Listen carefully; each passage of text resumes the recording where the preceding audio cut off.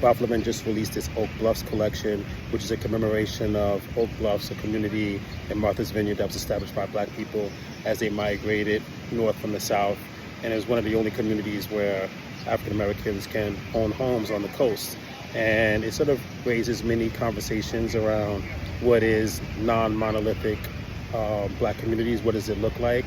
And I think the dynamic, it plays out in families, it plays out in communities where some people choose an activism in the inner city where they're in the trenches and they're fighting for social progression and people's rights.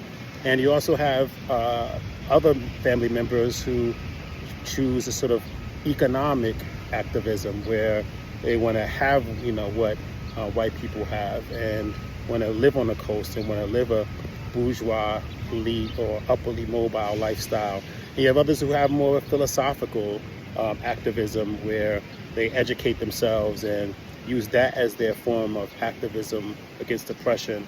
And it all plays out in families and communities in African American neighborhoods across the country, across the world probably. It's a positive conversation to have. There's no need for really the mudslinging that's going with people like, Kendrick Lamar calls this, or, elitism sucks. And these issues play out within family units. You're always going to have a family member from the inner city, grew up in your house and, went through all the, fighting or struggling you went through, but decide, as an adult or as a young adult, they want to live a more serene lifestyle on the coast or in the suburbs, or want to raise their families that way.